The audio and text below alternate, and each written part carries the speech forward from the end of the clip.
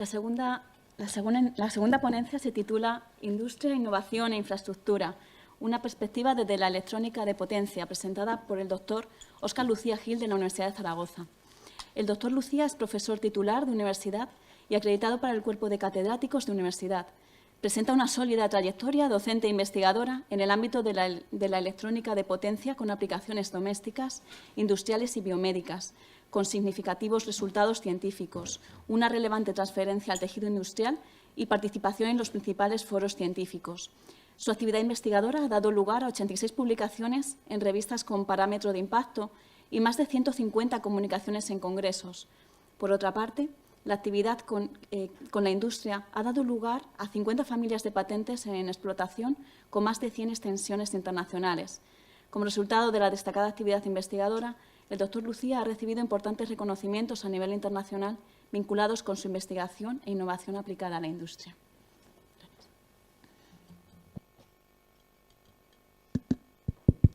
Hola. Bien, muchas gracias, Estrella, por la presentación y gracias a todos por sobreponeros al frío y a la llamada de la siesta y estar aquí. Esta presentación es muy especial y estoy muy agradecido a la Academia Joven por invitarme porque es la primera vez que hago una presentación desde hace año y medio, así que casi estamos con los nervios de la primera presentación. Y os tengo que confesar una cosa, es verdad que aquí arriba se está mejor. Bien, os voy a hablar del Objetivo de Desarrollo Sostenible número 9 y de la electrónica de potencia. La electrónica de potencia es una disciplina de la ingeniería bastante moderna. Hasta los años 80 realmente no empezó a desarrollarse con la aparición de los semiconductores de potencia y es ahora realmente cuando está explotando. Por ello voy a hacer primero una breve introducción al contexto actual y a lo que es la electrónica de potencia y lo que hacemos, que no siempre se sabe. Y luego os voy a presentar 3 pequeñas aplicaciones en las que hemos trabajado y que creo que están muy relacionadas con el Objetivo de Desarrollo Sostenible 9. Vamos a cocinar, nos vamos a ir a un quirófano a aplicar tratamientos contra el cáncer y luego nos daremos un paseo en vehículo eléctrico. Todo eso en 10 minutos. Bien, me voy a ahorrar la introducción a los Objetivos de Desarrollo Sostenible porque a estas alturas de la jornada ya sabemos lo que son y de dónde salieron y vamos a hablar del Objetivo de Desarrollo Sostenible 9. El Objetivo 9 lo que busca es construir una infraestructura que sea resiliente, promover el desarrollo industrial que sea inclusivo y sostenible y además avanzar en innovación. Está claro que aquí los jóvenes investigadores podemos participar en estos 3 objetivos, subobjetivos claramente y sobre todo en el de la innovación.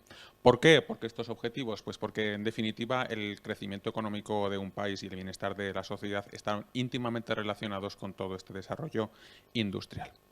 Dentro de este objetivo número 9 hay 5 subobjetivos principales. Nosotros sobre todo, o bueno, yo en mi charla me voy a centrar en el 9.5, en lo que tiene que ver con conocimiento científico e innovación. Sin más, vamos a hablar un poquito del contexto en el que estamos hoy en día y por qué la electrónica de potencia es tan relevante. En primer lugar, hoy en día el 70% de la energía eléctrica está procesado por convertidores electrónicos de potencia. ¿Eso qué significa? Que es clave que esto lo hagamos bien, porque el 70% de la energía eléctrica la estamos procesando. Además, como bien saben, todas las energías renovables o prácticamente todas se convierten en energía eléctrica. Es decir, este porcentaje de uso de energía eléctrica va a ir en aumento y la electrónica de potencia aquí tiene un papel fundamental. Además, este procesado no se hace, como pudiéramos pensar muchas veces, solamente en el equipo final, sino que se hace en todos los procesos, en todo el flujo de vida de la energía eléctrica, desde su generación en un molino eólico o en un panel fotovoltaico a su distribución cuando queremos aumentar la tensión o variar la frecuencia y, por supuesto, el uso final como he indicado. Por ello es clave disponer de convertidores electrónicos de potencia que realicen esta conversión, como veremos después, de manera muy eficiente. Segundo contexto, esto creo que nos suena, ¿no? El precio de la luz está en aumento. Lo que tenemos aquí son las gráficas que nos da Eurostat, es decir, estos son datos de toda Europa y además solamente se incluye el primer semestre de este año. El precio de la luz va en claro ascenso. Con lo cual, con la energía que tenemos, obviamente tenemos que hacer el máximo posible y procesarla de la manera más eficiente posible. Tercer contexto y el que más quebraderos de cabeza nos trae hoy en día a los que nos dedicamos a la electrónica de potencia. También habrán oído hablar de la crisis de los semiconductores. Pues no es un mito, es una realidad. A los que nos dedicamos en investigación lo que nos ocurre es que tú diseñas un prototipo en el que inviertes semanas, meses. Cuando vas a comprar los componentes clave que necesitas ese prototipo te puedes encontrar 2 cosas. Lo de la izquierda, ahí pone obsoleto, y no lo han obsoletado porque sea un componente muy viejo, no, simplemente las foundries, las fábricas de semiconductores, tienen que centrarse en aquellos semiconductores que son económicamente más viables, por ejemplo, de teléfonos móviles o otras industrias, y el resto los obsoletan, simplemente porque no hay capacidad. Es decir, tienes que coger tu diseño, tirarlo a la basura y empezar de cero, porque ya no tienes ni lo vas a tener ese componente. Si tienes un poco más de suerte, simplemente estará fuera de stock. Entonces, miras la fecha en la cual vas a poder disponer de tu componente y te pone junio del 2022. Yo me he llegado a encontrar hasta diciembre del 2022. Ver diciembre, ponerme contento porque era el mes que viene y no. Hasta el año que viene, brazos cruzados. Esto es un serio obstáculo y algo que tenemos que tener en cuenta y que de hecho está afectando gravemente al desarrollo. Un ejemplo, esto nos ocurre en investigación, pero en producción la industria, que es de lo que va este objetivo de desarrollo sostenible, está teniendo estos mismos problemas. Hoy en día, si nos compramos, por ejemplo, hablando de vehículos, un Tesla Model 3, nos lo van a entregar sin puertos USB, porque no tienen componentes para estos puertos USB. Te compras un vehículo que tiene una batería enorme, pero no puedes cargar tu teléfono en él. Si te compras un BMW X5 o X7, 80.000, 90.000 euros, te lo entregan sin pantalla táctil, porque no tienen componentes para poner esa pantalla táctil y te ponen la pantalla vieja que lleva un joystick obsoleto para manejarla, ¿vale? Esto es una realidad y una realidad que nos está afectando. Bien, en este contexto creo que ha quedado claro que es obligatorio procesar toda esta energía con la mayor eficiencia posible y a esto es a lo que nos dedicamos en electrónica de potencia, ¿vale? La electrónica de potencia es la disciplina que procesa esta energía de la manera más eficiente posible.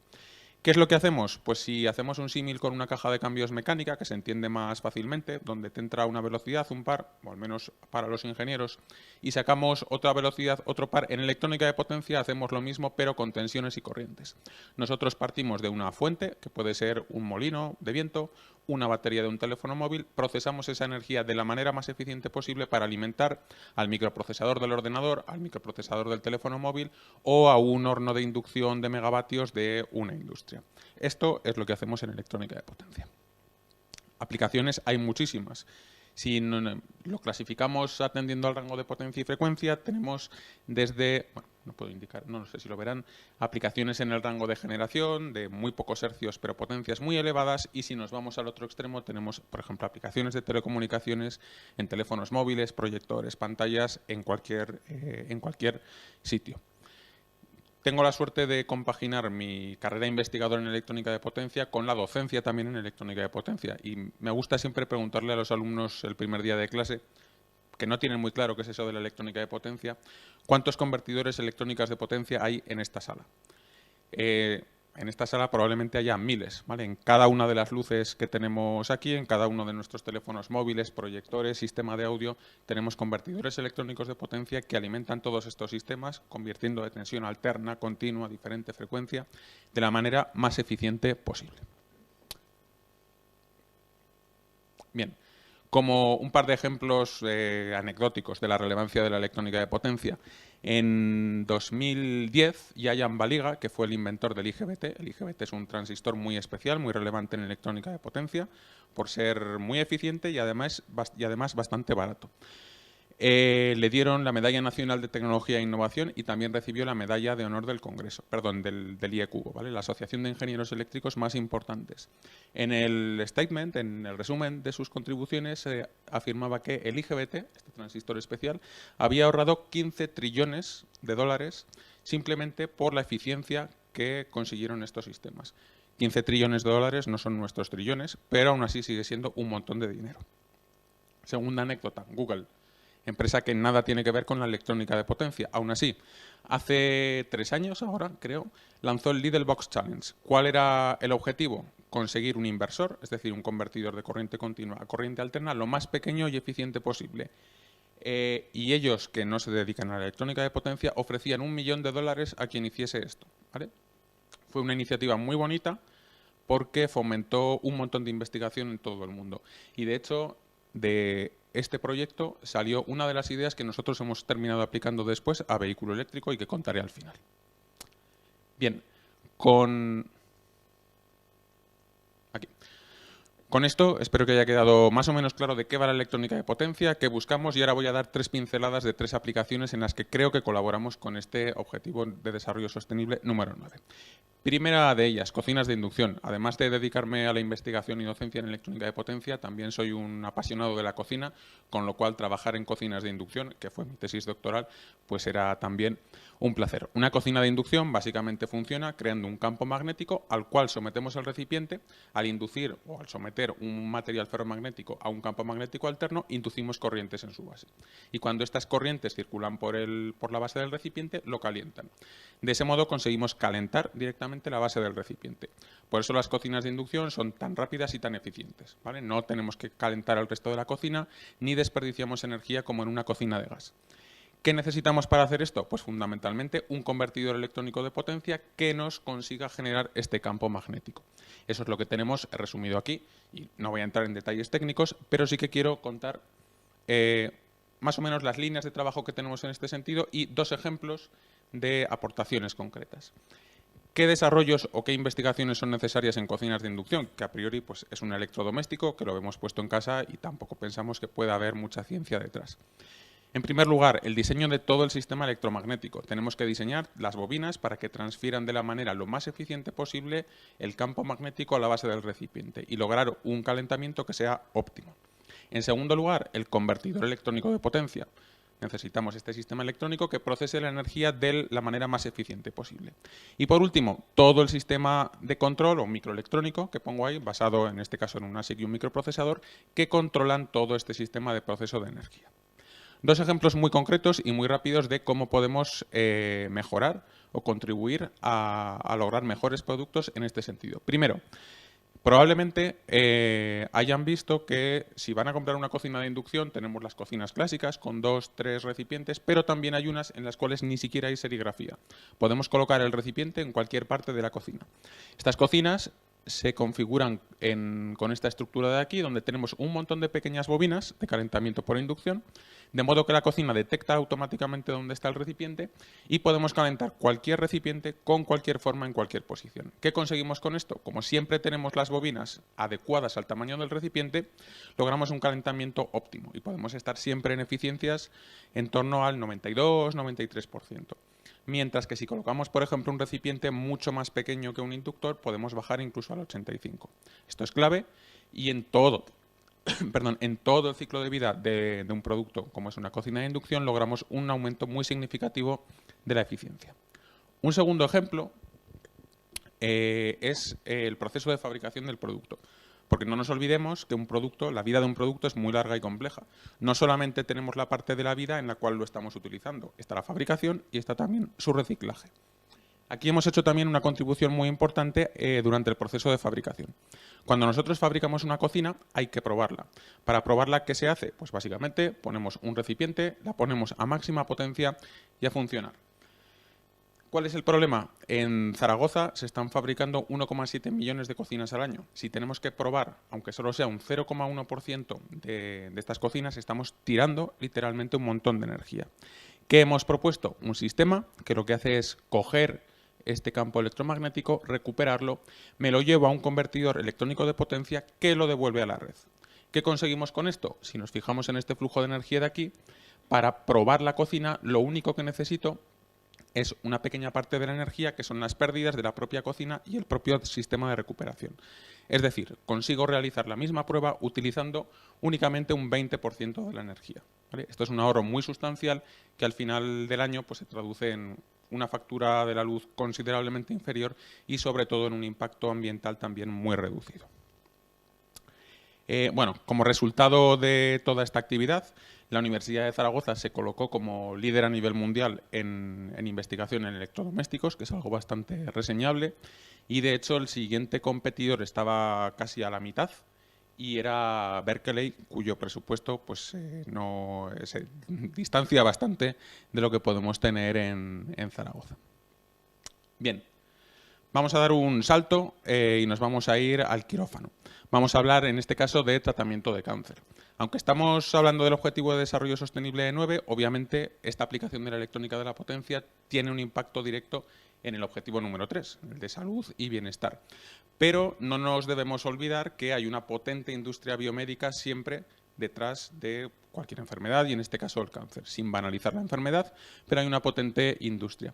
Nosotros en concreto nos dedicamos a un tratamiento en especial que se llama electroporación. Es un tratamiento que está en crecimiento como alternativa a otros tratamientos que existen actualmente. De hecho, aquí hay algunas figuras. El año pasado creció un 7% y, bueno, en fin, es un tratamiento que está en auge. ¿En qué consiste? Muy brevemente, porque no tengo tiempo para explicarlo. Yo soy ingeniero y estoy explicando cosas de células, con lo cual ya disculparán si cometo cualquier error. La electroporación básicamente consiste en aplicar un campo eléctrico a una célula de manera que conseguimos en su membrana abrir ciertos poros.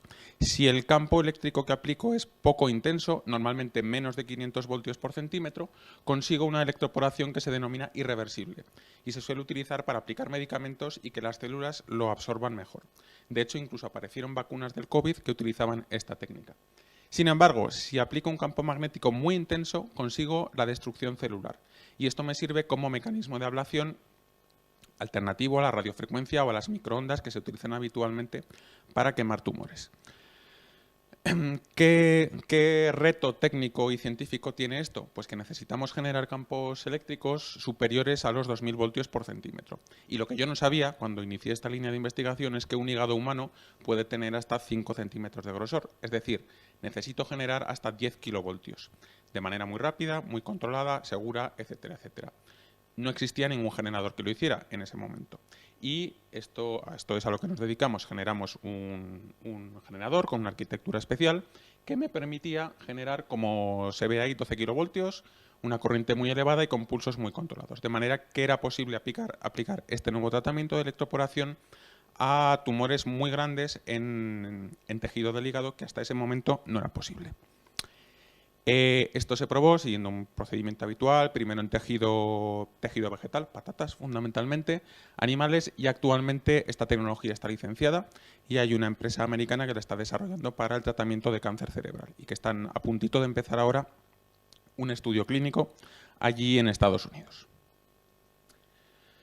Bien, y por último, cambiamos nuevamente y nos subimos a un vehículo eléctrico. Un vehículo eléctrico, para mí, que yo soy ingeniero industrial, que estudié el motor de combustión de toda la vida, un vehículo eléctrico es el paraíso del ingeniero de electrónica de potencia, porque todos los sistemas tradicionales se convierten en sistemas eléctricos.